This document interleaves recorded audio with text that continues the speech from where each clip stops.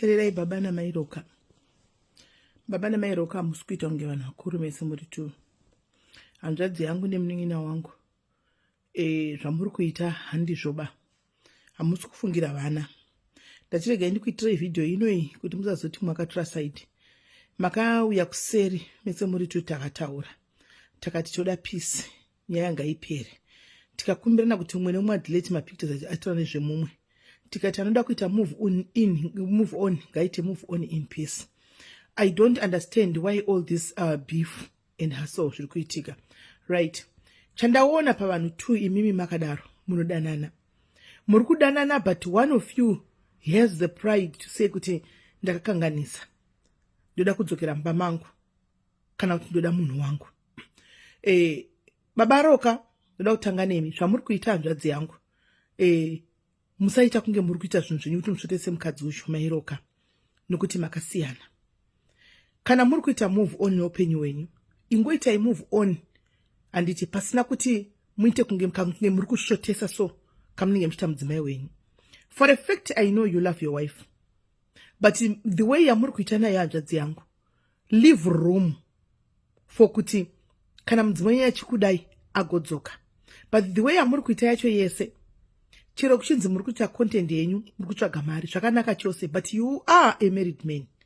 And you are a married man. Why am I saying you are a married man? Muchine mchato uri pamuri sati wadamburwa. Animaona. Yes, you can move on seku agree kwa muri kuita muri tu, but just move on in peace.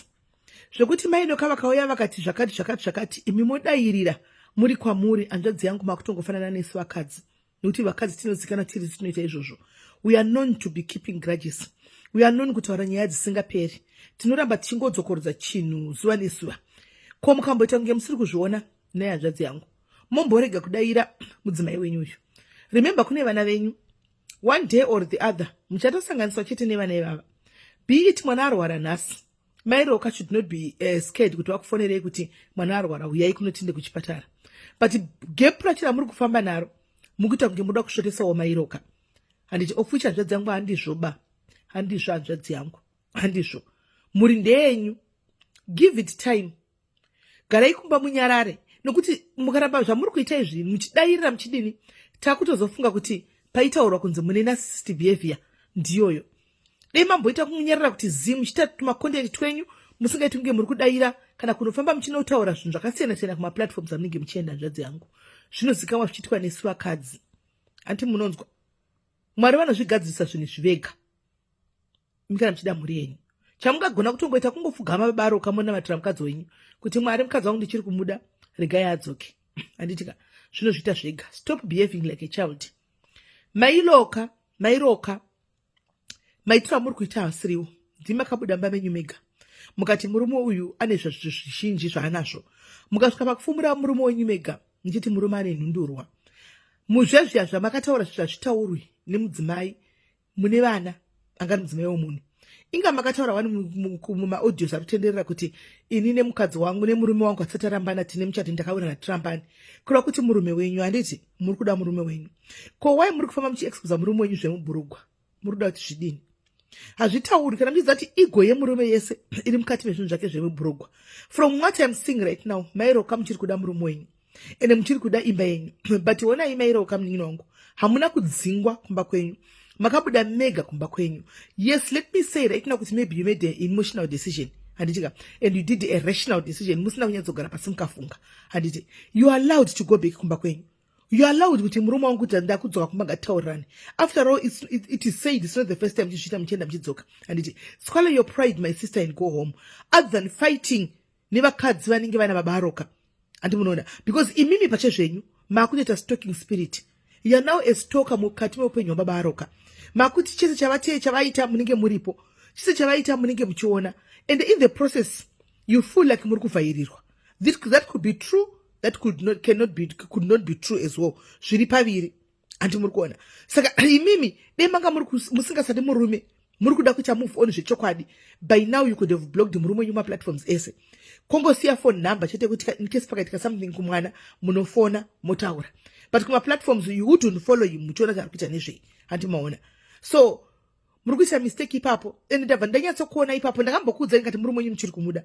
Ndakambokudzai ini ndichitaura nemi ndakaona kuti murume wenyu muchiri kumuda, ndichitaura nababa RoKa ndakaona kuti mukazi wavo achiri kumuda.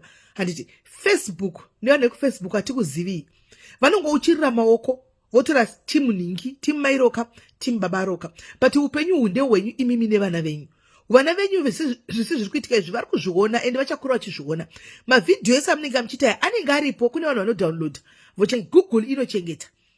Pachizonokura vana venyu vakonogugula kudai so vanoona baba namai vachiudzana zvinhu zvemburugwa, vachiudzana nhundurwa, mai vachitaura zvinyadzi vachitumira vanhu vaishanda nababa kana kuti magirlfriends ababa. Kana makati imimi munhu ngaite move on, maita move on, chero akanyenga ani, chero akanyenga munhu anoshanda naye hazvichisinei nemi, chero akadini hazvina need yekuti musendere maaudio muchitukana nemukadzi anenge aina baba RoKa anodanana kana kudi, nokuti it seems as if you are too invested mukati meex yenyu. Everything that he does munoziva, munozvizivira kupi kana musina chekuita naye. Mukataura mega maaudio mamwe audio randanzwa mukati tichatora bachingova tisende chatotaura panyaya dzevana ende hatisi kuzosiyana takawirana tigurisi muchato, kureva kuti chito nasingagurisi muchato muri mukadzi nemurume. Andimaona kana muri mukadzi nemurume chiudze baba RoKa chokwadi mai RoKa kana muchida kuti hona mumwe wangu I need my space for now, and ndida kumbofurwa newe kana ndida kumbofunga au come home kana ndapedza, because mukaramba muchingoti tine muchato hatiudamburi makutita kunge munhu ari bita. Andimaona muda kudzokera mumba kwenyu asi muri kunyara vanhu nokuti makaenda nenyaya pasocial media. Let this be a lesson my sister kwamuri, kuti next time tese takabva nekoko tikatodzidza zvinhu zvemumba mako hazvichatoiswi papublic, especially kana muchira ingosiyana imi makangonyarara mungoti yamunoita kana muchichena mese mutochena mese, but makadosiyana people will never know. Andimaona but pamakatouya mukati tasiyana tazodai mukadai pakatanga kuita madrama, everybody now wants to know what is happening. Life yenyu yatove TV yevanhu, muri TV dzavanhu right now, muri Netflix yevanhu. Munhu wese anotongoti akaona matongobaya live otomanya kuzoona. Mai RoKa musa confuse the two, kudiwa ne-entertainment. People on social media are there for entertainment. Zvokuti kwai vanhu vanondidarira tove drama, comment section inoenda kwainda mhepo, mukangozvizezvo munobatsirikana. Vazhinji havana kana basa nemi mai RoKa, vanotongodawo entertainment yamunovapa. Hakuna nombokudai apa kuti vanokuzivai, hapana.